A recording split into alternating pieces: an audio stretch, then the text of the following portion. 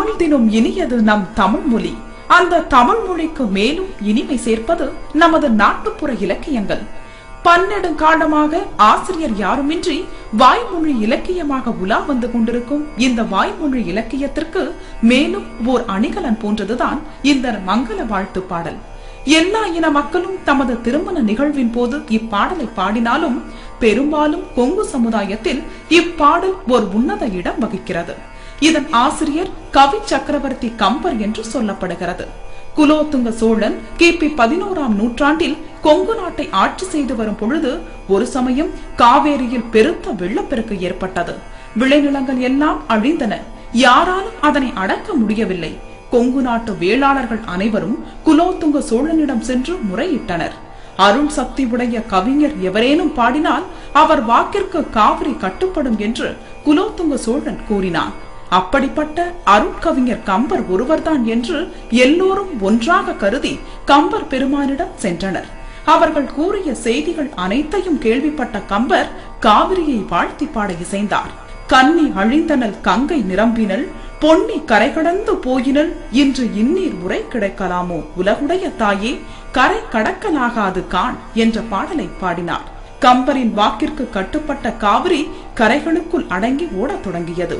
பெரும் மகிழ்ச்சியடைந்த சோழ மன்னன் கொங்கு நாட்டு வேளாளர்கள் திருமண நிகழ்ச்சிகளின் போது மணமக்கன் வீட்டார் கால்கழஞ்சும் மணமகள் வீட்டார் கால்கழஞ்சுமாக செலுத்தி வந்த அந்த அரைக்கழஞ்ச திருமண வரியை இனிமேல் தனக்கு செலுத்த தேவையில்லை என்றும் இனி அதனை கம்பருக்கு பரிசாக செலுத்தவும் ஆணையிட்டார்.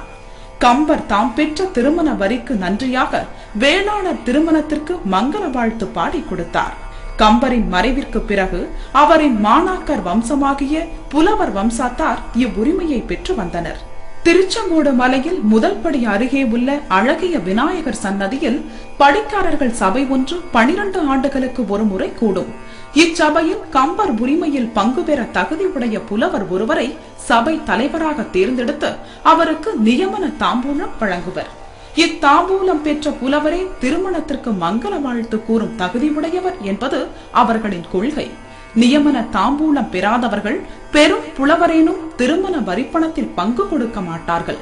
கொங்கு வேளாளர் வீட்டு திருமணங்கள் தவறாமல் கலந்து கொண்டு மணமக்களை வாழ்த்தி செல்லும் இப்புலவர் வம்சாத்தார் தற்போதைய சமூக பொருளாதார சூழல் காரணமாக தங்களது குல தொழிலை கைவிட்டுவிட்டு வேறு தொழில்களுக்கு சென்று விட்டனர்.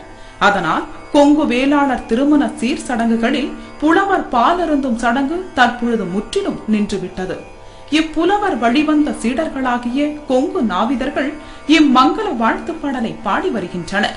இத்திருமண மங்கள வாழ்த்து மணக்கோலத்தில் மணமகனும் மணமகளும் அமர்ந்திருக்க மணமகனின் எதிரே மணப்பெண்ணின் சகோதரன் அமர்ந்திருக்க பாடப்படும் வாழ்த்து பாடலாகும்.